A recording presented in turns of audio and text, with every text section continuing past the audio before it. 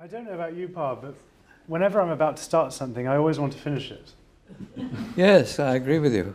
So should we go to the bar? Well, I think we can make a start. This evening is a very happy celebration of the Walbrook Club's 20th anniversary. I don't believe it was on the 18th of September, but now is a good time as any, since it's an Indian summer, and autumn is nearly upon us, the winter's nearly upon us.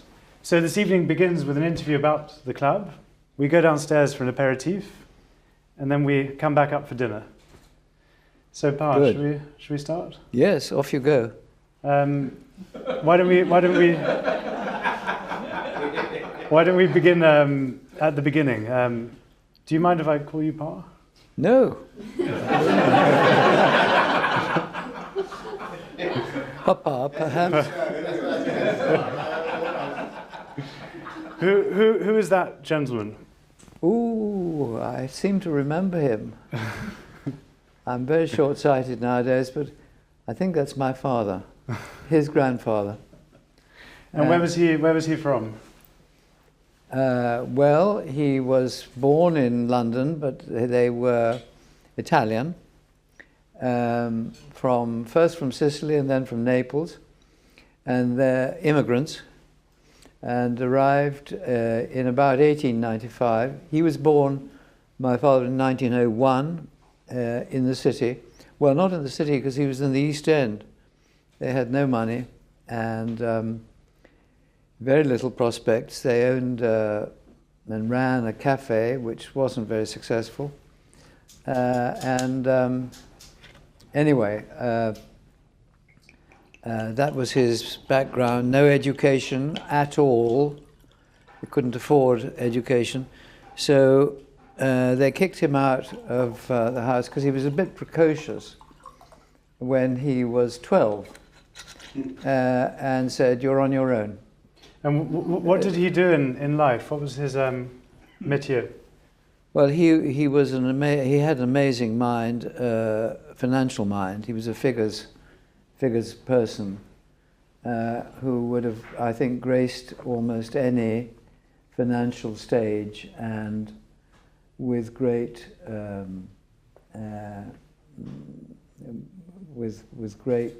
distinction. And he had a photographic mind, photographic memory, unlike anyone I've ever met. Not that I've met them all, but he was an extraordinary man. And he educated himself. This is 1913, just before the First World War. He used to go to public libraries because they were free. And he read, and he remembered, and he absorbed, and on all sorts of subjects. But that's how he never took an exam, but that's how he educated himself. Do you feel pressure, Lana? What? being a descendant of this demigod with a photographic memory. I mean, I feel pressure. Yeah, I mean, I do not have a photographic memory. No, nor do I. No, he was amazing. I remember he sat here and I sat over there for 28 years, 5 days a week. And I remember him saying to me once, I've got a problem here, and I had a similar problem. This was in the 1960s. I had a similar problem in 1933 with Jones Lang Wooden. They were the estate agents, surveyors. And he said, I think it was on the 17th of April that I wrote them a letter. See if you can find it for me. And there it was. Amazing. So we are sitting in a Lilliputian townhouse that has garnered a great deal of affection amongst passers-by. And of course, everybody sitting in this room. Grandpa wasn't an architect, but he had a hand in designing it, didn't he? Yeah, he did. He was. He had a very good eye, and but he was a sort of quixotic character. He had a man called Simons. Simons was the great authority on clocks and watches, and wrote the authoritative works on clocks and watches. So I think he roped him in, and he had Cecil Clutton, who was another one. He was the authority on not only watches and clocks, but virginals and harpsichords. So I think the three of them got together, and I can't remember who the architect was, because you had to. What? No. White Alum? Alum White? Probably White Alum. White Alum were wonderful sort of upmarket contractors, and they conjured this up. This room actually was half the size in those days. As I say, he sat there, I sat over there, and we had 28 very happy years. Going back a few years before that, what was between the Church of St. Stephen's and Rothschild's? Nothing. Nothing for 1,000 years. Gosh. I mean, Rothschild's were on the other side of this wall, but there was nothing here for 1,000 years. And how did this fall into our orbit? It fell into our orbit because St. Swithin's house, next door to the south, was in those days Salters Hall, the headquarters of the Salters Company, a very distinguished small company, but going back to the 12th century. And they were the providers of salt, unexceptionally. And the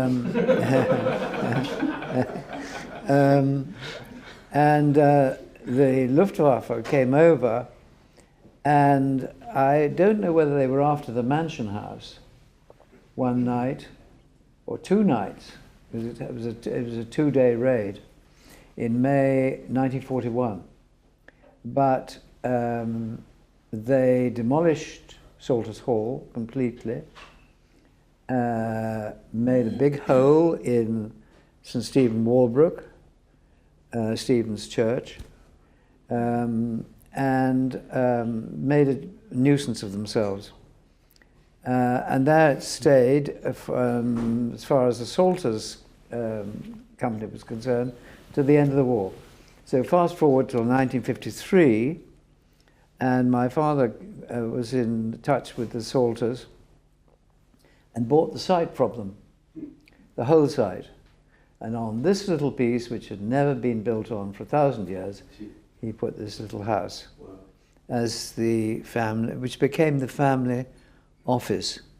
And that's how it transpired.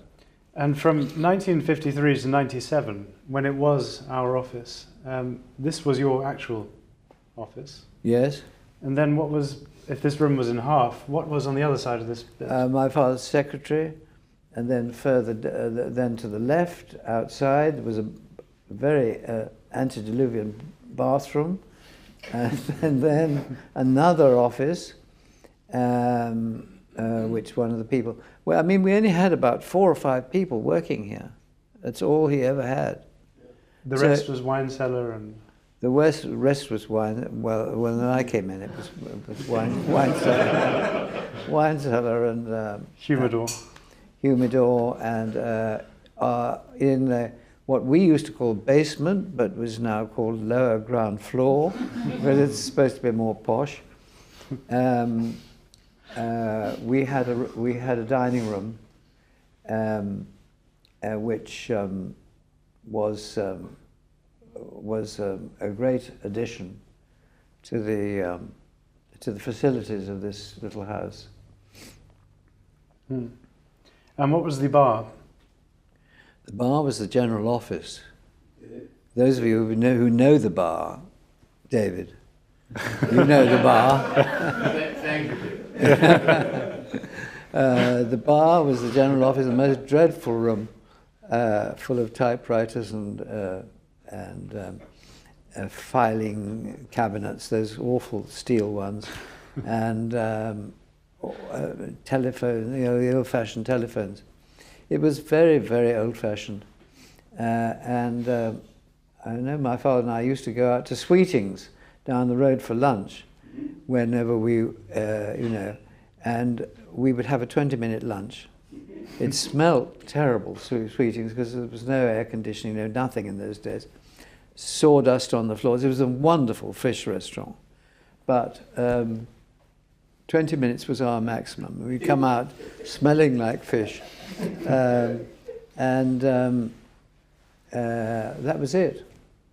And in 1997, I believe you had lunch with a man called Mark Burley. Yes, dear Mark. And how did you first meet him? I can't remember, but it must have been in nightclubs, I think, which he was very good at. But I actually became a founder member of the real Annabelles, which has been superseded, of course, now. We got on well, and he asked me if I'd become a founder member. And I said, yes, I'd love to become a founder member, as long as it's not too expensive. And he said, well, I'm charging my founder members £7 a year. And that's what it always remained from that day until the day he died. £7 a year was the annual subscription to founder members of Annabelle's. So actually I'm going there for breakfast quite soon, but as a life member. They made me a life member because I'm one of the last founder members of the And you nearly worked with Mark Burley before this Yes, place. we had, he said, funny enough, he and Terence Conran, who was a great friend of mine, just died, sadly, were good friends of mine. They both said, we must do something together. And I said, wonderful. So in Mark's case and mine, we had a building in Old Bovington Gardens, which had come into the family portfolio. It was the St. Regis Hotel, which none of you will remember. I didn't remember it myself. But it was a hotel, had two wonderful squash courts in the lower ground floor. Anyway, it got bombed by the Luftwaffe again. The hotel, my father did the financing for it, lent them the money, and of course they couldn't repay. So he had to foreclose, and the building became ours. And there was an occasion when there was an American gentleman called Armand Hammer, which David, you will remember the name of. Armand Hammer was an interesting character. He had helped the Russians in the revolution of 1917, in the sense that when the Russian Empire was taken over by 5,000 Bolsheviks, they had nothing. They had no pencils, they had no rubbers to rub out pencil marks. He provided all that sort of stuff. And they had no means of paying him.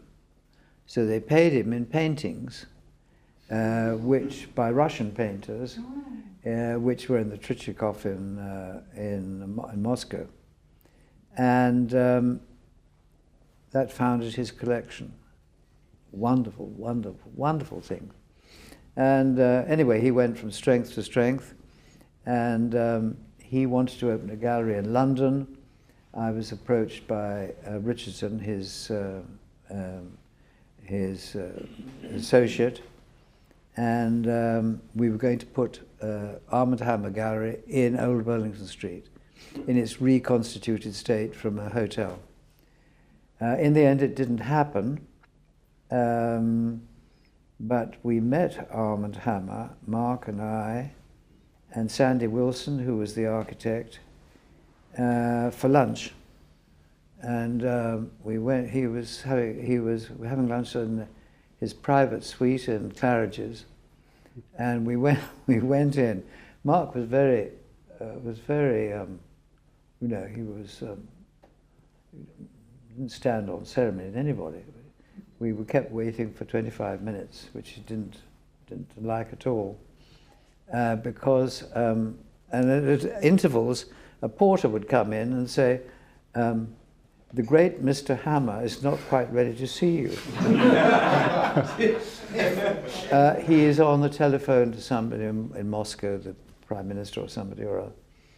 And eventually he came in, carrying with him and putting on an easel a portrait of the Duke of Wellington, the great Duke of Waterloo fame. And he said, he didn't say hello or anything.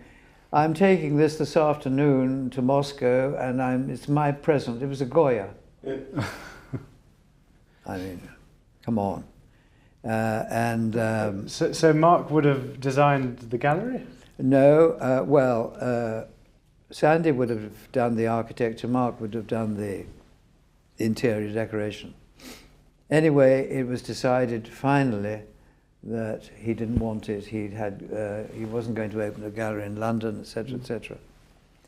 And that was that. So that was the first abortive one, and the second was here when we had lunch at the this time at the Connaught. And Mark was one of those people, he wasn't really very ambitious, but people would write to him and say, "Oh, Mr. Burley, would you do us a bar in Acapulco? Would you do us a bar in far Bombay? What about, this, that, and that?" And he was not interested. So I broached the subject, and he said, "Well, this is the second time we've tried. Maybe this won't work, and the third time we'll be lucky." Would you mind doing an impression of him? "Mark Burley, you speak rather like this, I can't tell you how perfectly bloody it is to be the Prince of Wales." So you had a good lunch. We had a good lunch, and then we came here, and he said, "Yeah, I think we can do something." And that was the second, and he said, "Second time lucky." He said, "It's going to be a good project." So the idea was to introduce elegant rooms and delicious food in a part of London hitherto deprived of it, presumably. Well, I mean, there are clubs in the city of London. I believe they still exist today. But they are they're not that good. And so we thought, Hyatt and I thought, my wife and I thought that this was after my father had died. Obviously, we thought that it would be a nice thing to do, to offer the City of London a very central location, perfect location, next to the Mansion House, within a stone's throw of the Bank of England and anybody else you wanted to see. This would be a nice place to do it. And so Mark was all for it, and away we went. The problem was, with Mark being the sort of person he was, to get a figure for the cost of converting the old building into this was impossible. I mean, he would say, "It'll cost what it'll cost." And it's very difficult when you're going to a bank and saying, "We'd like to borrow some money from you." And anyway, in the end, he gave me a figure which he then exceeded by twice, 2 times, but had the very good argument that he said, of course, you won't be able to, it's so beautifully done. You won't have to spend a penny on it for 20 years. Yeah. And it was a rather compelling riposte. Anyway, here it is, and this is what he did. And he was a great and wonderful man, difficult, but extraordinary talent. To bring in my mother, who ran it for the last 18 years. Wow. And ran it through two recessions, a Labour government, which is perhaps the most offensive element, 3 enormous developments. You managed to keep the place going, Ma. Well, people like Abdul, Henrietta, Michael, and David, and so many other friends and supporters, we were able to navigate through it. Before we hit the home stretch, we're going to quickly touch on one of the most remarkable culinary geniuses exported from France to this country, Albert Roux, who essentially set up the kitchens. But Pao, you had a relationship with Roux before he got involved with this place? Well, yes. I mean, Albert Roux and his brother Michel, who died sadly a year or 2 ago, came over to this country in 1945 after the war to set up restaurants. They had no money at all. And they went to see Peter Caslett, who was the Queen's trainer of racehorses, and who had a lovely house and country house cricket. They said to him, look, can you give us a job?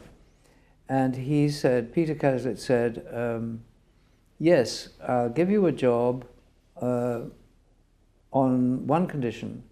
You must both be here working for me for 5 years.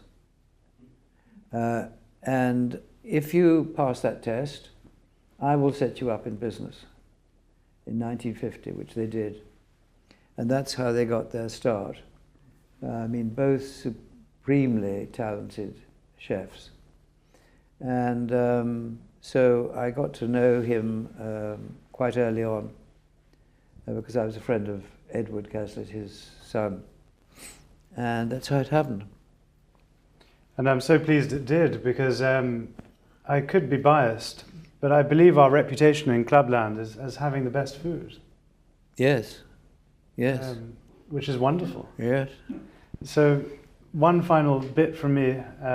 I'd like to ask you and Mother a couple of your favourite highlights of what's been a tremendous adventure stretching 2 decades. Oh, Margaret Thatcher coming here for lunch. I don't like rare roast beef.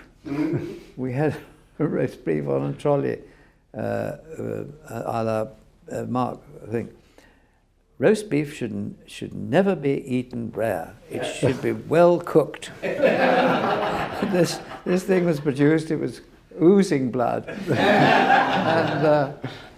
and so she came here 2 or 3 times, and we had lots of fun, but full of advice and opinions and so on and so forth. And favourite city breakfast, if you can identify? Gosh, well, for glamour, Joanna Lumley.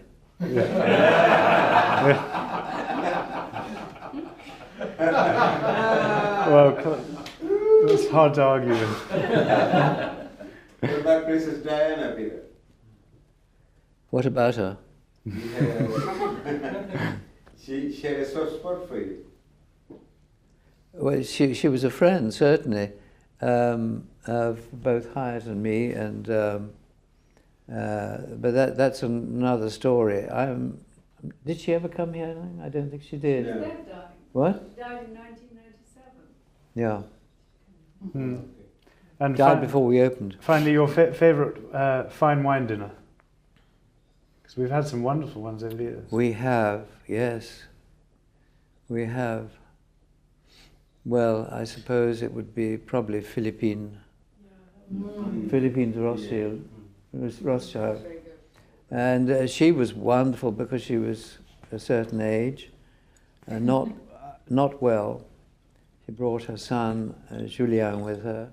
Wonderful lady and an extraordinary personality. And she gave us an incredible dinner here, which I think was probably one of the highlights of. Yeah, it was. Yeah. And Ma, any highlights before we open up to the members? Yes, I mean, Christmas. Learning about HR. That was a really interesting and wonderful discussion. I hate to contradict you. It's a tremendous lowlight.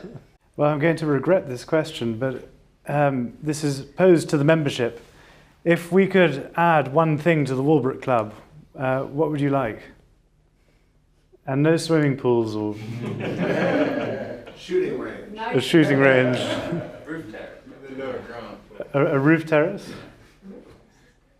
Yeah, you could do that. A cinema evening. a cinema evening. Yeah. Well, we could certainly do that. I hope everyone's enjoyed the last, well, not 20 years, because most of us haven't been members for 20 years. But I hope you've enjoyed this club. I mean, I think it means a great deal to all of us.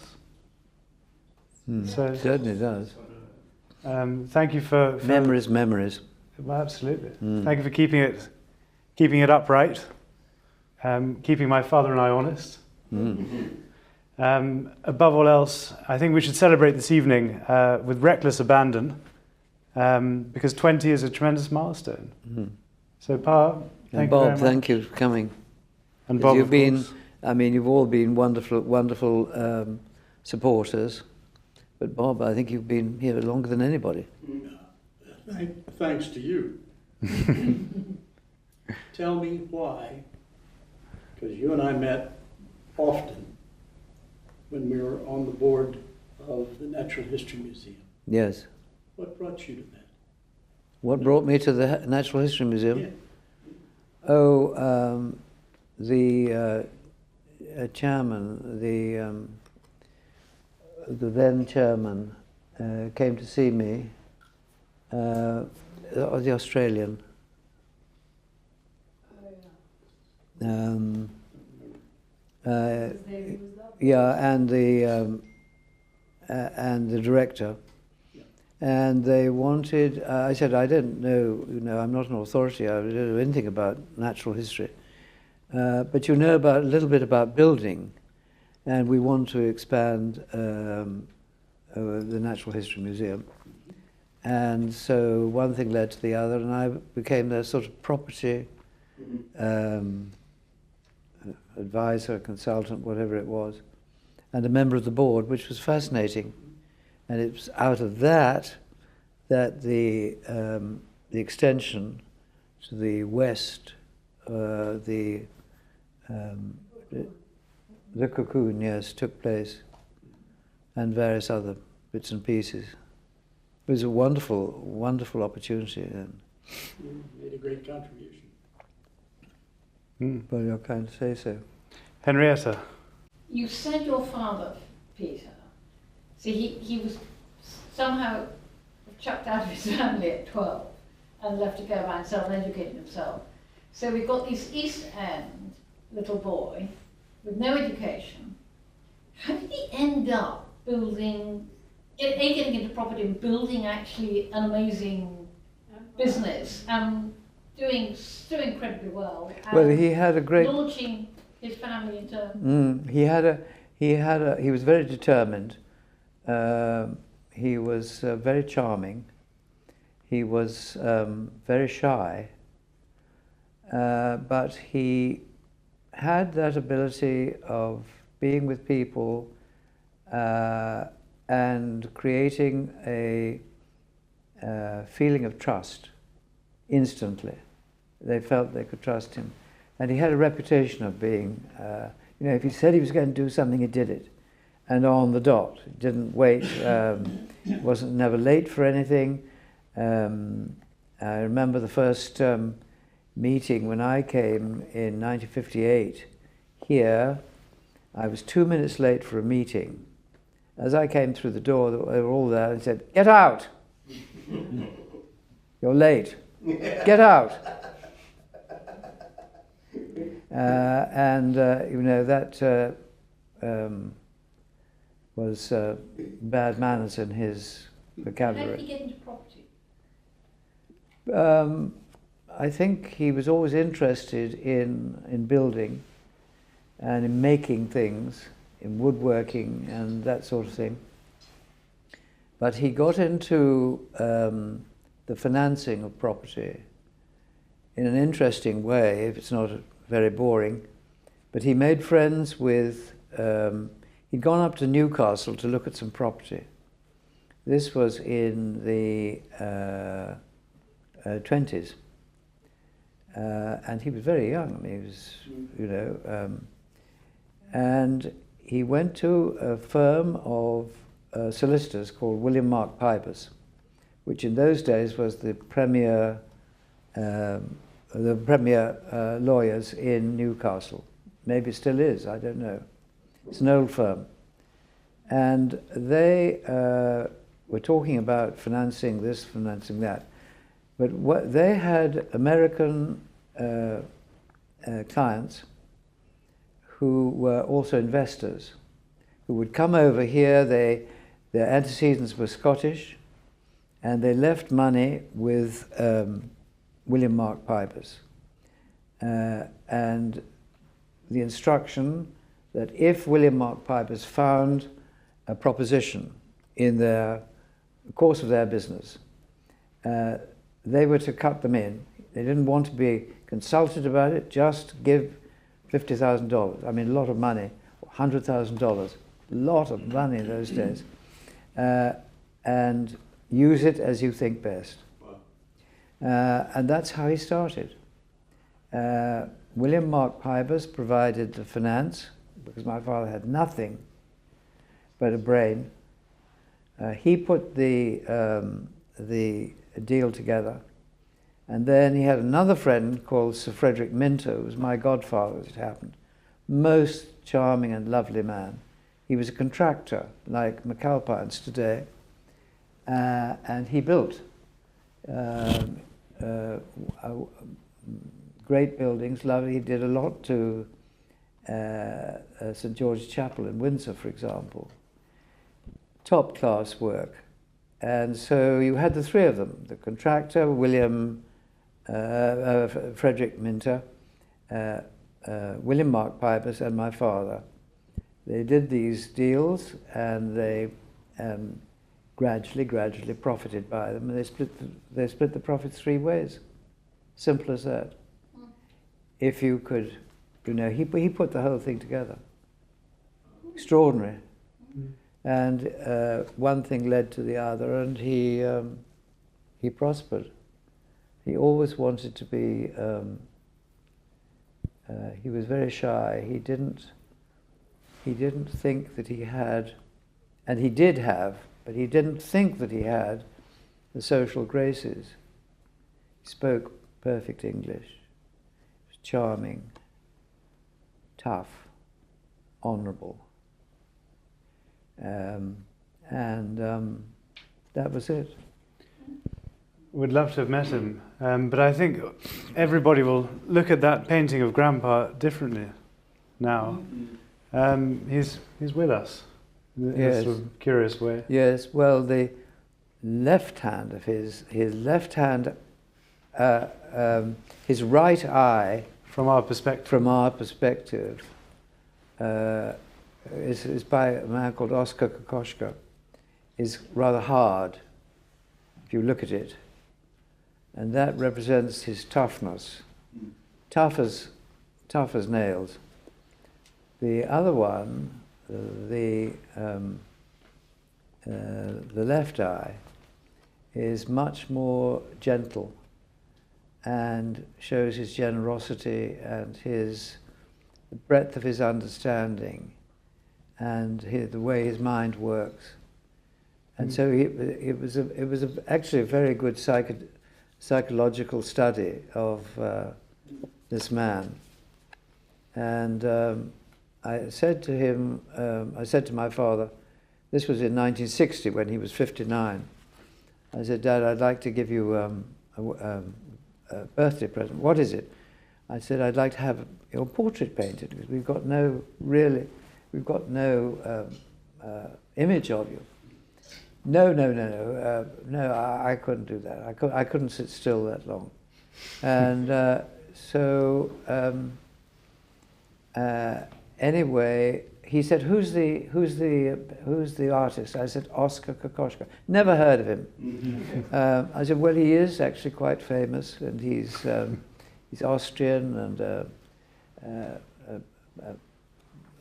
founder member of the Blue Riders and so on and so forth." Anyway, I begged and pleaded with him for 3 weeks. How much was it going to cost you? I said, that's my business, not yours. And I said, you've got to go to Switzerland because that's where he lives. Again, out of the question. But after 3 weeks, he said, well, I'll give the man 3 days. So he went out there with his little suitcase, and 30 days later, he was still there. 30 days? 30 days. I mean, they had got this, totally different characters. It was a revelation for him for my father, as he always told me. And they hit it off. It was a wonderful relationship, a lot of laughter, a lot of food being eaten, and that was the result. And I said to Oskar Kokoschka, what is this figure in the background, this sort of Vestal Virgin? And he said, I had to sum your father up quickly because originally he was only coming for 3 days. And I thought he looked lonely and sad. So I thought I'd give him some company. Wonderful. Pa, thank you very, very much. Mother, thank you. Not at all. This really is the most special club, not only in the city, but London. Thanks to you. Yes. And to you and you. And to you. Well, I don't know about that. What was that? I think we should go down and accost the bar. They're going to set up here and we come back. Thank you. Well done, Pa.